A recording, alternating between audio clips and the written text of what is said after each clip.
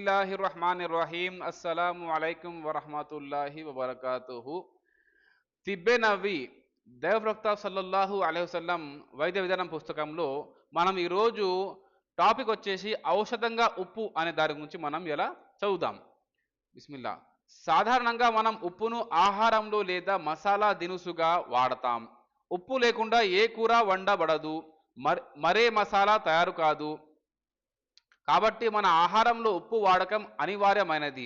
ఉప్పు జీర్ణశక్తిని, ఆకలిని పెంచుతుంది, మలబద్ధకాన్ని, పుల్లటి త్రేల్పుల్ని అరికడుతుంది, కడుపులోని దుర్గంధపూరిత అపాయన వాయువుల్ని వెలువరించటం దీని ప్రత్యేక గుణం. జీర్ణకోశ బలహీనత, రక్తశుద్ధిలో, కాలేయం, గుండె బలహీనతలో దీని వాడకం మంచిది. అల్హమ్దులిల్లా. దైవప్రవక్త సల్లల్లాహు అలైహి వసల్లం ఉప్పును విషానికి విరుగుడుగా కూడా వాడారు. హజరత్ అలీ రజియల్లాహు తఆలా అన్హు ఉల్లేఖనం, ఒక రోజు రాత్రి దైవప్రవక్త సల్లల్లాహు అలైహి వసల్లం నమాజ్ చేస్తూ సజ్దా స్థితిలో ఉన్నప్పుడు చేతికి తేలు కుట్టింది. వెంటనే దైవప్రవక్త సల్లల్లాహు అలైహి వసల్లం ఆ తేలును తన చెప్పుతో కొట్టి చంపేసి నమాజు పూర్తయ్యాక ఇలా సెలవిచ్చారు: ఈ తేలుపై దైవశాపం పడుగాక. ఇది నమాజీ చేసే వారని గాని నమాజ్ చేయని వారని గాని చూడదు. ఎవరికైనా సరే కుట్టడమే దీని పని, లేదా దైవప్రవక్త సల్లల్లాహు అలైహి వసల్లం లేక సామాన్యుడు అనే తారతమ్యం లేకుండా ఎవరిని విడిచిపెట్టదు. తర్వాత ఆయన నీటిని తెప్పించి ఓ పాత్రలో పోశారు.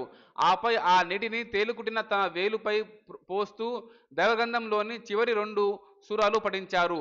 మిష్కాతుల్ మసాబిహ్, జాదుల్ ముఆద్. ఇక్కడ చూడండి, ఇక్కడ దైవగ్రంథంలోని చివరి 2 సూరాలు అంటే ఏది? సూర అల్ ఫలక్, సూర అల్ నాస్ అన్నమాట.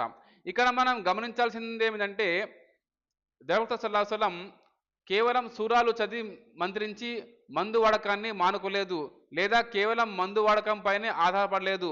ముందుగా ఉప్పును, నీటిని వాడారు. తర్వాత దేవుణ్ణి ప్రార్థిస్తూ ఆయన రక్షణ అర్థించారు. అంటే ఆయన మందుతో పాటు దైవ ప్రార్థనకు కూడా ప్రాముఖ్యతనిచ్చారు.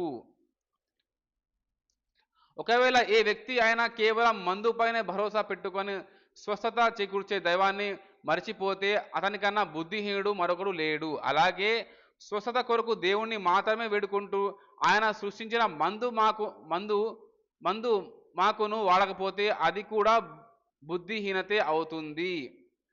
జలుబు పడిశంలో గొంతు బొంగురు పోయినప్పుడు ఉప్పు నీటిని పుక్కిలించడం మంచి చికిత్స.